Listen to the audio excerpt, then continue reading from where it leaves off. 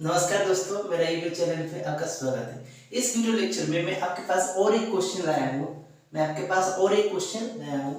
जिस क्वेश्चन को हम एक बार JR हंस में पूछा गया था, 1998 में पूछा गया था। तो इस क्वेश्चन में क्या है, एक क्वेश्चन में पहले हम पढ़ते, क्योंकि पहले जो क्वेश्चन आता था तो वो सब्जेक्टिव टाइप का क्वेश्चन आता था। सब्जेक्टिव टाइप के क्वेश्चन में हमको दो ऑप्शन देता है, दो क्वेश्चन है। तो पहले हम क्वेश्चन को पढ़ते हैं और उसके बाद उसकी डिस्कशन करेंगे। A large heavy box is sliding without friction down a smooth plane of inclination theta। पूछ रहा है कि एक बॉक्स है जो कि हेवी है और बहुत बड़ा भी है, हेवी है और बहुत बड़ा है। ये बॉक्स आपका बहुत हेवी है, ओके, और साइज में बहुत बड़ा है। इज स्लाइडिंग विदाउट फ्रिक्शन, जो सरफेस में वो स्लाइड कर रहा है तो उस सरफेस में फ्रिक्शन नहीं है, उस सरफेस में फ्रिक्शन नहीं है। एक्चुअली हर सरफेस में कुछ ना कुछ फ्रिक्शन होता है। तो इस क्वेश्चन का जो मॉडल है हम अज्यूम करेंगे कि उस सरफेस में फ्रिक्शन ना के बराबर है। Without friction down a smooth plane of inclination theta। ये जो प्लेन है, वो जो सरफेस है हॉरिजॉन्टल है, उसको इंक्लाइन किया है, और इंक्लाइन किया है तो कुछ एंगल बनाएगा, और जो एंगल बना हुआ है वो थीटा है, okay. From A point P on the bottom of the box, ये उस जो बॉक्स है, तो बॉक्स में एक बॉटम होगा बॉक्स में, ओके। तो इस बॉटम में एक पॉइंट है जो कि P पॉइंट से डिनोट किया गया है। From A point P on the bottom of the box A particle is projected inside the box. Box के अंदर एक पार्टिकल है, किस पॉइंट पे? पॉइंट P पे है, और इस पॉइंट P पे जो पार्टिकल है उस पॉइंट से उसको प्रोजेक्ट किया जा रहा है। अगर पार्टिकल को प्रोजेक्ट किया जा रहा है तो उसके एंगल ऑफ प्रोजेक्शन होगा, जो कि यहाँ पर इस क्वेश्चन में वो एंगल ऑफ प्रोजेक्शन अल्फा है। और अगर उसको प्रोजेक्ट किया जाता है तो उसको कुछ स्पीड दिया जाएगा, और वो स्पीड क्या है? u है। वो स्पीड क्या है? u है। देखिए, जो स्पीड u है तो वो किसके लिए? एक ऑब्जर्वर होगा, जिस फ्रेम के अंदर यानी कि इस बॉक्स के अंदर एक ऑब्जर्वर होगा, और वो उसको प्रोजेक्ट करेगा। तो जब प्रोजेक्ट करेगा उस बॉक्स के अंदर, तो जो स्पीड होगा वो किसके लिए वो स्पीड है? जो ऑब्जर्वर उस बॉक्स के अंदर है। इसका मतलब जो पार्टिकल की जो स्पीड होगा वो ऑब्जर्वर बॉक्स के अंदर है उसके लिए होगा। यानी कि पार्टिकल की जो स्पीड है विथ रेस्पेक्ट टू बॉक्स, आपकी जो फ्रेम ऑफ रेफरेंस है वो आपका फ्रेम ऑफ रेफरेंस क्या है? बॉक्स है, और बॉक्स रेस्पेक्ट में आपकी जो पार्टिकल को प्रोजेक्ट किया जा रहा है, और जो u है यहाँ पर वो आपका पार्टिकल की speed with respect to box, ठीक है। And the direction of projection makes an angle alpha with the bottom edge shown in figure. The direction of projection, okay, हाँ मैंने बता दिया है आपको। जो डायरेक्शन ऑफ प्रोजेक्शन होगा, प्रोजेक्टाइल की जो एंगल होगा डायरेक्शन, ओके, वो क्या है? Alpha with respect to the bottom of the box, ठीक है। ये होता है, हमको हिंट्स दे रखा है, ये सारे इंफॉर्मेशन हमको ऑलरेडी दे दिया है। तो उसमें क्वेश्चन पूछेगा, और जब क्वेश्चन पूछेगा उसका डिस्कशन हम करेंगे। तो पहले क्वेश्चन को डिस्कशन करने से पहले हम उस पार्टिकल की जो मोशन होगा उसको पहले हम देख लेते हैं, उसके बाद क्वेश्चन को चलेंगे, कोई बात नहीं। तो ठीक है, एक हॉरिजॉन्टल सरफेस है और एक इंक्लाइंड है, ओके, और जो इंक्लिनेशन है वो थीटा है। आपके एक बॉक्स है, ओके, ठीक है, और बॉक्स जो है उसमें एक पार्टिकल है पॉइंट बी पे इनिशियली, और उसको प्रोजेक्ट किया जा रहा है विथ स्पीड u, और जो एंगल बना के अल्फा एंगल बना के, ओके।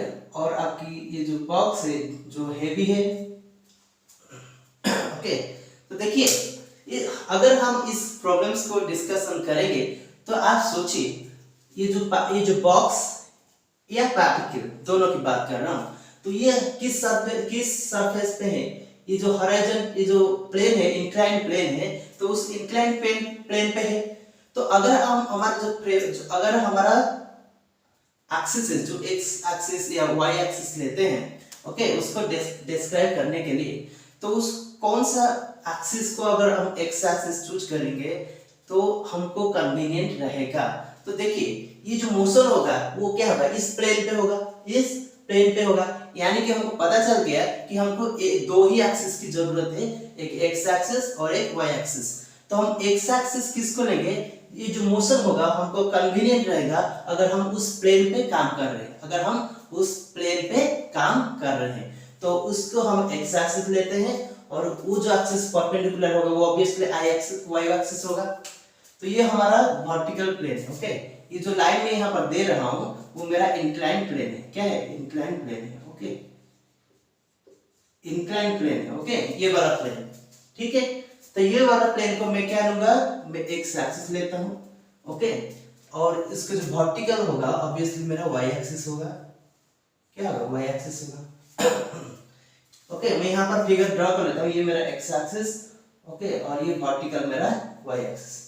तो ठीक है, जो ग्रेविटी होगा, देखिए पहले ये जो बॉक्स है वो हैवी है, और उस अगर हैवी है, ओके, तो ये आप उसको ग्रेविटी की जो फोर्स है, ग्रेविटी की जो फोर्स है उसकी वजह से उसकी एक्सेलरेशन होगा, इसकी जो एक्सेलरेशन होगा क्योंकि उसको, इस बॉक्स को भी दो फोर्स पड़ता है, एक क्या होता है, एक नॉर्मल फोर्स, ओके, और एक ग्रेविटी की वजह से फोर्स। अगर मैं बॉक्स की बात करूं तो उसको दो ही फोर्स होता है, ये बॉक्स, ओके, ये बॉक्स है, और बॉक्स को नॉर्मल फोर्स, ओके, और उसको नॉर्मल फोर्स इस तरह का, ये बॉक्स है आपका, उसको नॉर्मल फोर्स इस तरह का, और उसको ग्रेविटी की फोर्स W, ओके। तो यहां पर देखिए, जो ग्रेविटी की फोर्स की वजह से जो ये इस जो नॉर्मल फोर्स है, अगर मैं उस ग्रेविटी की कंपोनेंट निकालूं, तो ये इसकी जो इस एंगल, अगर हम ये देखिए, ये जो एंगल है थीटा, ये angle between this line and this line, और अगर ये एंगल इस दोनों के लाइन के बीच में एंगल थीटा है, तो ऑब्वियसली इस लाइन को जो नॉर्मल किया होगा या परपेंडिकुलर, और इस लाइन को जो परपेंडिकुलर होगा, उस दोनों परपेंडिकुलर के बीच में जो एंगल होगा ऑब्वियसली थीटा ही होगा। तो इस लाइन को जो परपेंडिकुलर है, इस लाइन को, वो ये है, कौन सा है, ये है, और इस लाइन को जो परपेंडिकुलर है ऑब्वियसली ये लाइन है, कौन सा लाइन, ये वाला लाइन। तो ऑब्वियसली ये जो एंगल होगा वो क्या होगा, थीटा होगा। क्या होगा? थीटा होगा। तो इस W का तो कंपोनेंट ये रहेगा W cos थीटा, और ये जो कंपोनेंट रहेगा W sin थीटा। ये हम किसकी बात कर रहे हैं? बॉक्स की बात कर रहे हैं। किसकी बात? बॉक्स की। तो जब बॉक्स की बात करेंगे तो ये W cos थीटा, क्योंकि बॉक्स का जो मोशन होगा इस डायरेक्शन में मोशन नहीं होगा, इस नॉर्मल डायरेक्शन में उसका कोई मोशन नहीं है, सिर्फ इस हॉरिजॉन्टल डायरेक्शन में ही मोशन है। तो अगर इस हॉरिजॉन्टल डायरेक्शन में मोशन है, और हम कंसीडर करेंगे कि हॉरिजॉन्टल डायरेक्शन में बॉक्स जब स्लाइड किया होगा उसको कोई फ्रिक्शन फोर्स नहीं है, ओके, तो सिर्फ कौन सा फोर्स रहेगा? ग्रेविटी का फोर्स। किसका फोर्स रहेगा? ग्रेविटी की वजह से जो फोर्स है सिर्फ वही फोर्स रहेगा।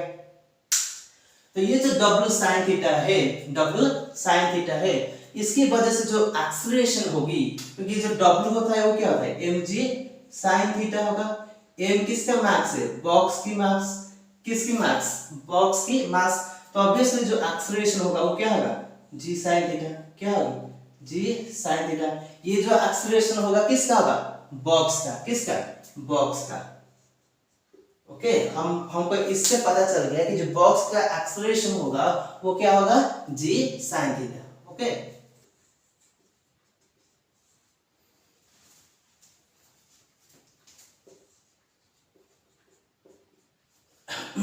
तो ये क्या हो गया? ये बॉक्स की एक्सीलरेशन क्या है? g sin theta. ठीक है, अभी हम क्या करेंगे? हम किसको ऑब्जर्व करेंगे? अभी प्रोजेक्टाइल को। हमको जो क्वेश्चंस दे रखा है, क्वेश्चन में हमको किसको ऑब्जर्व करने के लिए दे रखा है?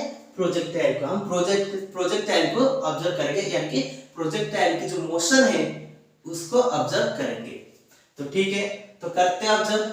तो पहले उसको जब हम ऑब्जर्व करेंगे, तो ऑब्जर्व करने से पहले हम क्वेश्चन को पहले पढ़ लेते हैं और क्वेश्चन के अनुसार हम ऑब्जर्व करेंगे। Okay, find the distance along the bottom of the box, okay, between the point of projection P and the point Q। और एक पॉइंट दे रखा है Q, तो पॉइंट Q क्या है? where the particle lands। और एक पॉइंट है Q जहां पर आपकी पार्टिकल लैंड करेगी। ऑब्वियसली एक पॉइंट से प्रोजेक्ट किया जाएगा और दूसरे पॉइंट पे वो लैंड करेगी, और जो लैंड करेगी जिस पॉइंट पे, उस पॉइंट को हम Q से डिनोट करते हैं। ठीक है, assume that the particle doesn't hit any other surface of the box and neglect air resistance। ठीक है, तो दिया क्या गया है, हमको क्या कैलकुलेट करने के लिए दिया रहता है? Find the distance along this plane inside box। हमको इसमें ये पूछा गया है कि आप ये मानिए कि आपकी जो प्रोजेक्टाइल है, आप प्रोजेक्शन करने के दौरान कोई भी सरफेस, बॉक्स के कोई भी सरफेस को हिट नहीं करेगा, और बॉक्स के अंदर एयर मॉलिक्यूल हो गए, बहुत सारे सब्सटेंस, छोटी एयर मॉलिक्यूल्स हो गए, वो ओके एयर्स होगा, तो उसकी जो रेजिस्टेंस होगी उसको भी आप नेग्लेक्ट करिए। ओके, यानी कि आप सोचिए कि बॉक्स के अंदर उस पार्टिकल को छोड़कर और कोई चीज भी नहीं है, सिर्फ एक ही पार्टिकल है जो कि जिसको आप प्रोजेक्ट कर रहे हैं। ठीक है, तो हम क्या करेंगे, देखिए, अगर हमको पार्टिकल को उस बॉक्स के अंदर, ओके, हम जो भी यहाँ पर घट रहा है, जितने भी सारे हो रहा है, तो हम कहां पर ऑब्जर्व करेंगे? अगर हम क्योंकि जो क्वेश्चन में पूछा गया है कि find the distance, okay, inside the box, okay, box के अंदर कितना डिस्टेंस ट्रैवल करेगा वो पार्टिकल, उसको हमको कैलकुलेट करने के लिए तो हमको बॉक्स के अंदर जाना पड़ेगा, वहां पर पार्टिकल को ऑब्जर्व करना पड़ेगा। ठीक है, बॉक्स के अंदर हम जाएंगे और पार्टिकल को ऑब्जर्व करेंगे। तो बॉक्स के अंदर हम जब जाएंगे पार्टिकल को ऑब्जर्व करने के लिए, तो हमको एक चीज करना पड़ेगा, वो जो फ्रेम है, हमारा फ्रेम कौन सा होगा? बॉक्स होगी। अगर बॉक्स हमारा फ्रेम ऑफ रेफरेंस होगा, क्या वो जो बॉक्स है, क्या वो इनर्शियल फ्रेम है या नॉन इनर्शियल फ्रेम है? तो अभी क्वेश्चन है इनर्शियल फ्रेम क्या है, नॉन इनर्शियल फ्रेम में क्या है। देखिए, जब हम अभी मैं इसके बारे में बताऊंगा नहीं, बस उसकी बता देता हूँ डेफिनेशन क्या है। अगर हम इनर्शियल फ्रेम ऑफ रेफरेंस में काम करते हैं, आपकी वही फ्रेम होता है जो नॉन एक्सेलरेटेड होता है। मैं यहाँ पर उसकी जो बेसिक डेफिनेशन है, जो फंडामेंटल थिंग्स है, मैं वो चीज नहीं बताऊंगा आपको, क्योंकि मेरा वो इस क्वेश्चन को सॉल्व करना मेरा एम है इस वीडियो में। ओके, तो मैं आपको बताऊंगा कि आपकी जो फ्रेम है वो एक्सेलरेटेड है। ओके, एक्सेलरेटेड है। तो अगर आपका फ्रेम एक्सेलरेटेड है और आप उस फ्रेम में जाकर काम करना चाहते हैं, तो वहां पर न्यूटन्स की जो सेकेंड लॉज है वो वैलिड नहीं होता। तो उसमें आपको याद रखना पड़ेगा, एक टर्म आपको ऐड करना पड़ेगा। यानी कि मैं बस बता देता हूं, आप उस ऑब्जेक्ट का जो भी एक्सेलरेशन आप ऑब्जर्व करोगे, उस फ्रेम में रहकर जो भी एक्सेलरेशन ऑब्जर्व करोगे, तो वो चीज आपका क्या होगा, जो बॉडी पे जो भी एक्सटर्नल फोर्स होता है उस फोर्स के बराबर नहीं होगा। अगर नहीं हो रहा है, इसका मतलब ये आपका जो फ्रेम ऑफ रेफरेंस है वो आपका इनर्शियल फ्रेम ऑफ रेफरेंस नहीं है। ओके, तो अगर नहीं है तो उसके लिए ये इक्वल नहीं है, तो किस क्वांटिटी के साथ इक्वल होगा ना, वो और एक टर्म आपको ऐड करना पड़ता है यहाँ पर, जिसको बोलते हैं स्यूडो फोर्स। ये टर्म आपको ऐड करना पड़ता है क्योंकि इस दोनों टर्म इक्वल नहीं होता है। ओके, तो आपको ऐड करना पड़ता है। तो वो जो टर्म है वो उस ऑब्जेक्ट की मास, जिस पार्टिकल को आप ऑब्जर्व कर रहे हो, उस पार्टिकल की मास, ओके, इनटू ये जो होता है एक्सेलरेशन, उसमें मैं नॉट सिंबल दे देता हूं क्योंकि ये एक्सेलरेशन आपकी पार्टिकल की एक्सेलरेशन, परंतु ये जो एक्सेलरेशन होता है वो एक्सेलरेशन क्या होता है, उस फ्रेम ऑफ रेफरेंस, ओके, उस फ्रेम ऑफ रेफरेंस का एक्सेलरेशन। तो इसको स्यूडो फोर्स कहा जाता है। ओके, तो ये होता है कंसेप्ट, हम इस कंसेप्ट को इस्तेमाल करेंगे। ओके,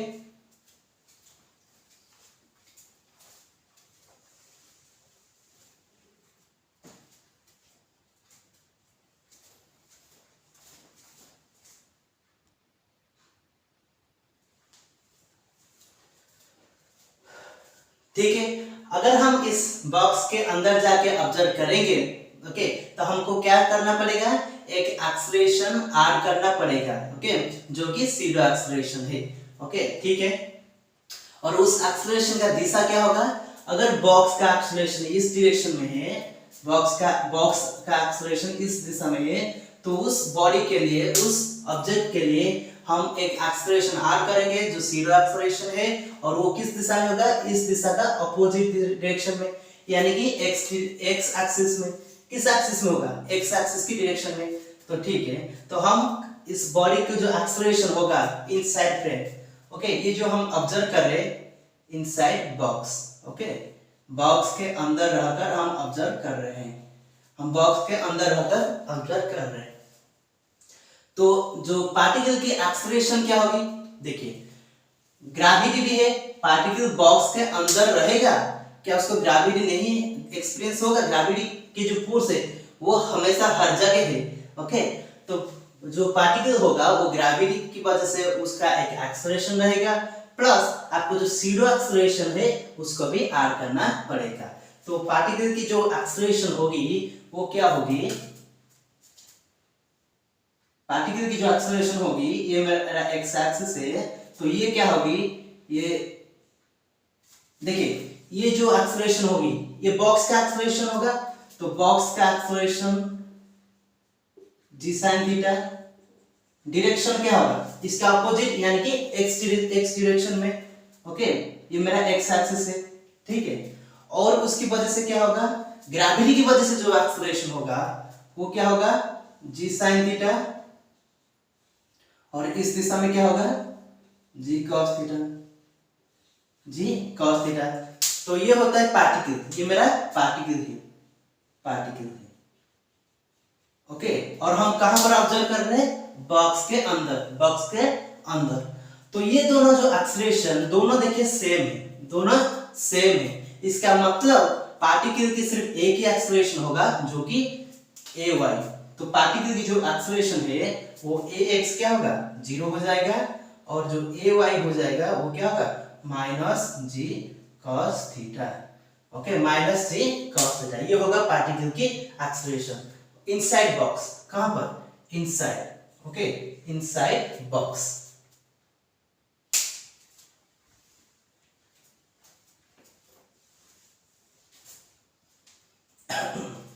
अभी हम क्या करना चाहते हैं, अभी हम उसको डिस्क्राइब कर देंगे, क्योंकि जो एक्सेलरेशन देखिए कांस्टेंट एक्सेलरेशन है, क्योंकि प्लेन का जो इंक्लिनेशन वो हमेशा उतना ही रहेगा। उसकी मोशन के दौरान जब वो ऑब्जेक्ट यहां से यहां तक आएगा तभी क्या ये प्लेन आपका हिल जाएगा, क्या नहीं, वो फिक्स रहेगा। तो आपका जो थीटा होगा वो क्या रहेगा, फिक्स रहेगा। इसका मतलब जो एक्सेलरेशन है वो कांस्टेंट एक्सेलरेशन है। तो अभी आपको क्या करना पड़ेगा, देखिए मैं उसको क्या डिटरमाइन करूंगा, इसमें सिर्फ दो ही कंसेप्ट, बहुत छोटा है। मुझे पूछा गया कि कितना डिस्टेंस ट्रैवल करेगा, तो मुझे कैलकुलेट करना है एस, इसको कैलकुलेट करना है। तो ये जो डिस्टेंस ट्रैवल करेगा, तो पॉइंट यहाँ पर पॉइंट पी है, यहां से प्रोजेक्ट किया गया है, और पॉइंट क्यू है, तो इस पॉइंट पे आकर गिरेगा। ओके, इस पॉइंट में आकर गिरेगा, तो इस पॉइंट में जब आकर गिरेगा क्यू पे, तो ये डिस्टेंस क्या होगा मेरा, एस एक्स, क्या होगा एस एक्स। तो जो एस एक्स मुझे कैलकुलेट करना है, तो एस एक्स कैलकुलेट करने के लिए तो मुझे क्या चाहिए, पॉइंट पी से पॉइंट क्यू तक कितना वक्त लगा, तो उसको मैं कैसे कैलकुलेट करूंगा, क्योंकि मुझे पता है जो एस वाई कंपोनेंट होगा वो उसका जीरो होगा, यानी कि जो वाई कंपोनेंट होगा उसका, क्योंकि वाई यहाँ से जीरो से शुरू हुआ था, जब आएगा यहाँ से वाई जीरो हो जाएगा। इस पॉइंट में वाई इक्वल टू जीरो है, इस पॉइंट में भी वाई इक्वल टू जीरो है, तो ऑब्वियसली मेरा जो डेल वाई होगा, वाई में जो परिवर्तन होगा वो क्या है, वो क्या होगा, जीरो होगा। तो ये मेरा कंसेप्ट है, ये मेरा कंसेप्ट है, या कंडीशन भी बता सकते हैं। ओके, तो इस कंडीशन को मैं पहले एस वाई कैलकुलेट करूंगा, एस वाई कैलकुलेट करूंगा, तो इसको मैं जीरो पुट करूंगा, देखते हैं उसके बाद मुझे क्या मिलता है। तो जो एस वाई होगा S equal to UT plus half eighty square में इस्तेमाल करूंगा। जो यूटी होगा यू जो होगा इनिशियल स्पीड जो यू होगा, तो वो इनिशियल स्पीड क्या होगी देखिए, जब हमने उसको यू स्पीड दिए थे और ये जो स्पीड था with respect to box, obviously हम बॉक्स पे कैलकुलेट कर रहे, तो ये यू होगा। तो ये जो यू होगा उसकी दो कंपोनेंट रहेगी, ये अल्फा है ये यू है, तो ये यू cos अल्फा रहेगी और ये यू sin अल्फा रहेगी। ओके, तो उसकी जो y कंपोनेंट होगा इनिशियल कंपोनेंट वो क्या होगा यू sin है, क्या होगा S Y equal to u sin alpha into t u t plus half eighty square. So जो एक्सेलरेशन होगा उसकी जो एक्सेलरेशन होगा y दिशा में जो एक्सेलरेशन होगा वो माइनस जी cos थीटा, इसलिए मैंने माइनस दे दिया जी cos थीटा टी स्क्वायर।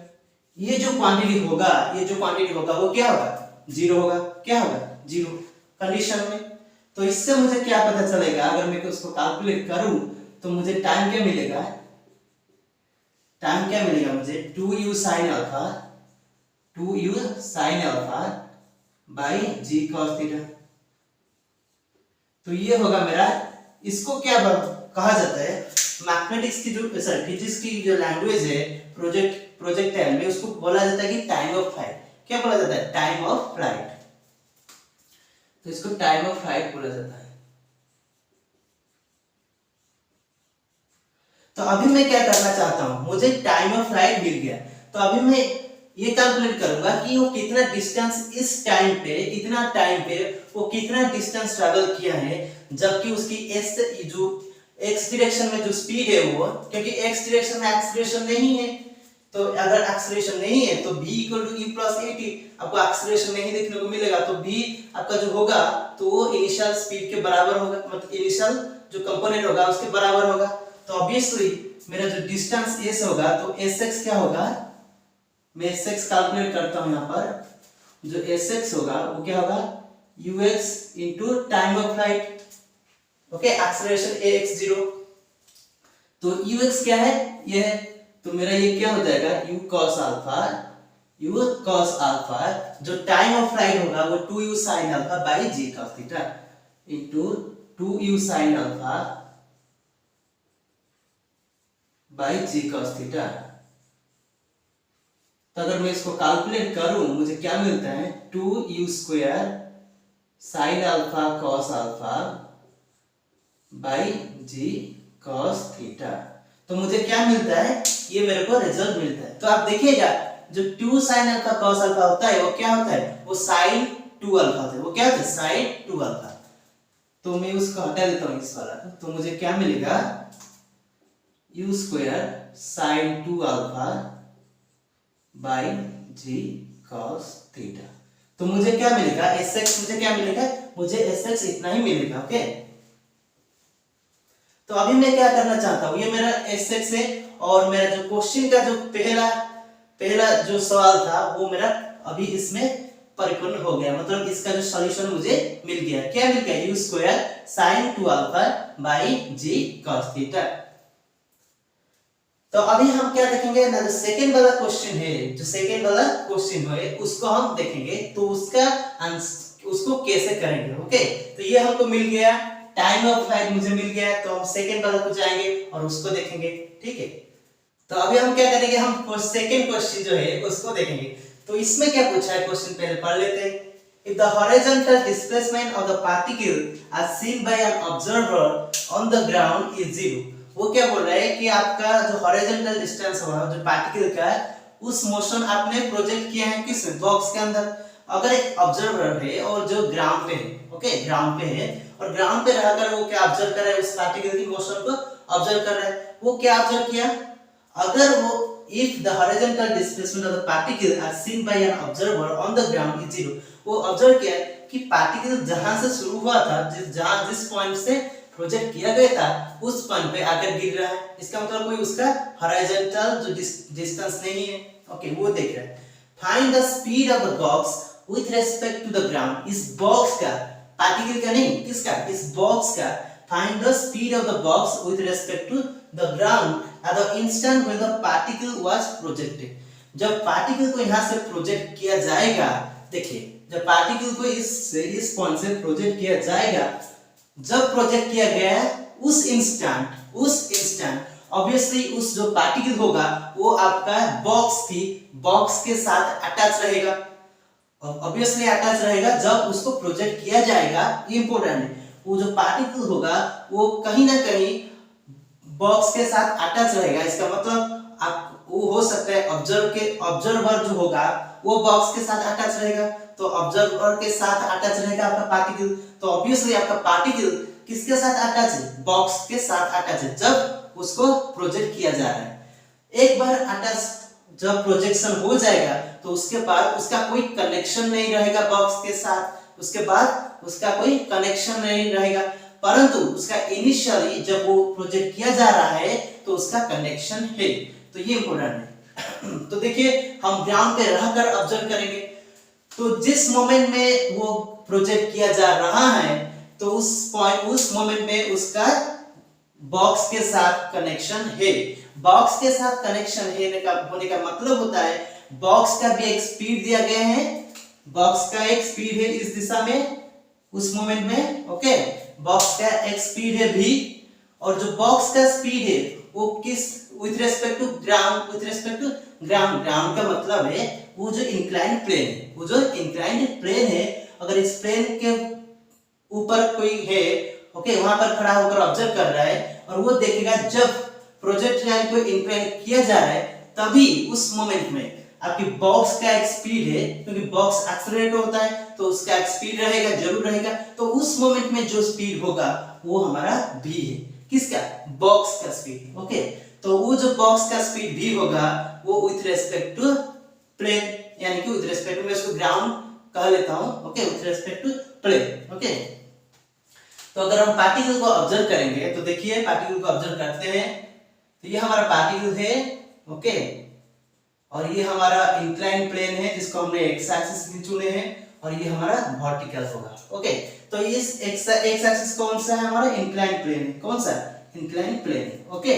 तो इसमें क्या होगा, जो पार्टिकल की जो एक्सेलरेशन होगी वो क्या होगी, अगर हम इंक्लाइन प्लेन पे खड़े होकर ऑब्जर्व कर रहे हैं, यानी कि हम बॉक्स के अंदर नहीं है, तो हम जिस फ्रेम में हैं अभी वो इनर्शियल फ्रेम है, तो इनर्शियल फ्रेम में उस जो पार्टिकल है उसको कौन सा फोर्स है, सिर्फ ग्रेविटी है, तो ग्रेविटी की वजह से जो एक्सेलरेशन होगा उसका, तो क्या होगा कंपोनेंट, एक g sin थीटा होगा, ये आपका पार्टिकल p, ओके, और ये g cos थीटा होगा, ओके। तो जो ax होगा वो आपका क्या होगा, माइनस g sin थीटा, और जो ay होगा वो क्या होगा, माइनस g cos थीटा। अभी एक्सेलरेशन पार्टिकल का, ये क्या है, पार्टिकल का, ओके, क्योंकि हम पार्टिकल की प्रोजेक्शन, पार्टिकल की मोशन को ऑब्जर्व कर रहे हैं। तो अभी देखिए ये हमको एक्सेलरेशन मिल गई, अभी हम क्या करेंगे, उसकी जो वेलोसिटी कैसे चेंजेस होता है हम देखेंगे। तो जो वेलोसिटी होगा v = u + at, तो इनिशियली इसका जो वेलोसिटी होगा, क्योंकि हम ये जो चीज ऑब्जर्व कर रहे हैं, कहां पर ऑब्जर्व कर रहे हैं, ग्राउंड पे, तो ग्राउंड पे उसकी इनिशियल स्पीड क्या होगी, मतलब विथ रिस्पेक्ट टू ग्राउंड, यानी कि with respect to inclined plane, तो क्या होगा उसकी जो x कंपोनेंट होगी, क्योंकि ये होता है जो स्पीड होता है u, तो उसकी कंपोनेंट क्या रहेगी, velocity of particle with respect to inclined plane, i में डिनोट कर लेता हूं, वो क्या होगा, velocity of particle with respect to box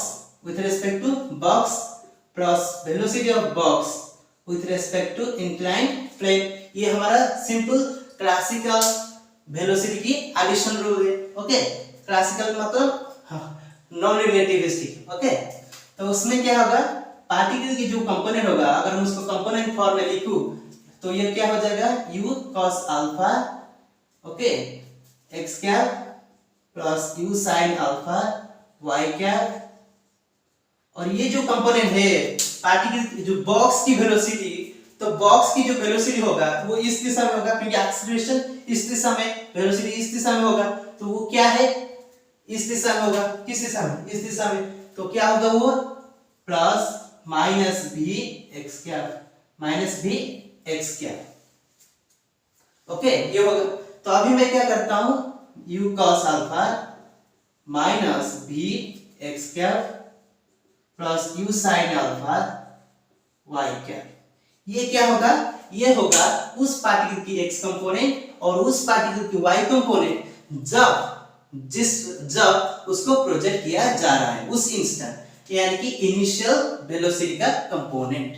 okay, जब आप ग्राउंड पे रहकर यानी कि इंक्लाइन प्लेन पे यानी कि आउट ऑफ बॉक्स में रहकर ऑब्जर्व कर रहे हो, तो ये हो जाएगा आपकी ux क्या हो जाएगी, यानी कि vx क्या हो जाएगी, u cos alpha minus v और vy होगा u sin अल्फा।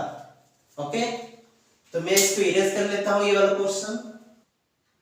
अभी हम क्या चलते, अभी हम क्वेश्चन पे चलते, तो हमको sx कैलकुलेट करना है। तो sx क्या होगा, sx क्या होगा uxt plus half axt square.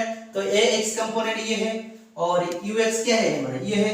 Okay, तो मैं अगर इसको पुट करूंगा ux u cos alpha minus v into t minus half g sin theta t square. तो अगर मैं इसको पुट करूंगा तो मेरा जो आंसर है, क्योंकि मुझे क्या कंडीशन पुट करना है, हॉरिजॉन्टल डिस्प्लेसमेंट क्या होगा पार्टिकल की जीरो हो जाएगी, क्या हो जाएगी जीरो हो जाएगी। तो ये क्या हो जाएगी मेरा जीरो, क्या हो जाएगी जीरो।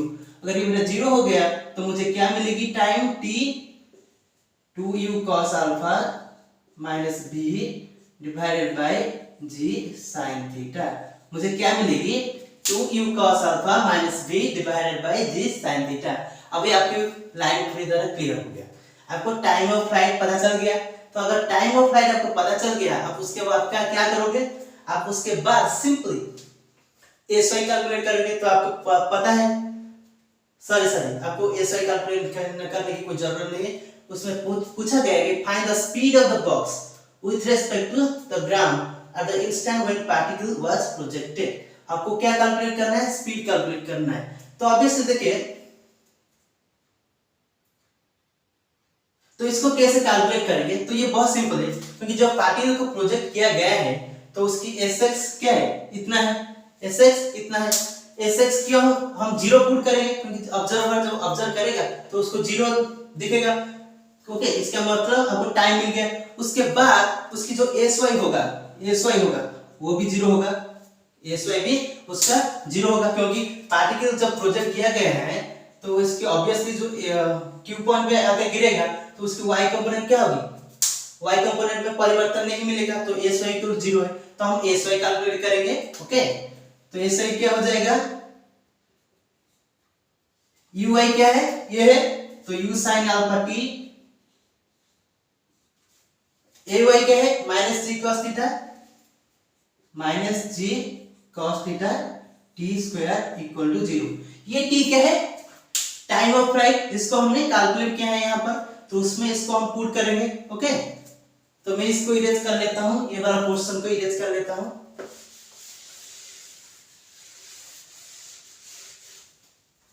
अगर मैं ये वाला पोर्शन को देखूंगा तो क्या करूंगा, देखिए ये जो टाइम के होगा वो क्या होगा, u sin alpha equal to half g cos theta into t। तो मैं यहां पर t पुट कर देता हूं, t क्या होगा मेरा, ओके ये मेरा क्या है इंपीडेंस। ओके, ये वाला जो पोर्शन क्या है g cos theta bye t, ये टाइम मेरा है 2u cos alpha minus v divided by g sin theta. Okay, ये होगा। तो अभी मैं क्या करूंगा, मुझे v चाहिए, तो इस इक्वेशन से मैं v कैलकुलेट करूंगा। तो v क्या होगा, मैं अगर इस 2 कैंसिल हो जाएगा, g कैंसिल हो जाएगा, cos theta by sin theta ये क्या हो जाएगा sin theta sin alpha u divided by cos theta. Okay, और उसके बाद क्या हो जाएगा equal to u cos alpha minus v। ये वाला एक्सप्रेशन क्या हो जाएगा मेरा, ये वाला एक्सप्रेशन क्या होगा v equal to u cos alpha minus u sin theta sin alpha by cos theta. अगर इसको मैं कैलकुलेशन करूं तो मुझे ये क्या देता है, अगर मैं कैलकुलेशन करूं मुझे ये क्या देता है, u का मान हो जाएगा, तो v equal to u cos alpha cos theta, ये cos थीटा हो जाएगा, ये cos alpha cos theta, cos alpha cos theta minus sine theta sine alpha, sine theta sine alpha. तो ये हमारा ट्रिग्नोमेट्री की अगर आइडेंटिटी हमने यूज करेंगे तो ये हमारा cos अल्फा क्रॉस थीटा और ये हमारा u divided by cos theta, ये v इक्वल, तो v हमको क्या मिल रहा है, इतना ही मिल रहा है, तो इसका v क्या होगा, इतना ही होगा। ओके, तो इस क्वेश्चन का सॉल्यूशन हो गया है। Thank you for watching this video.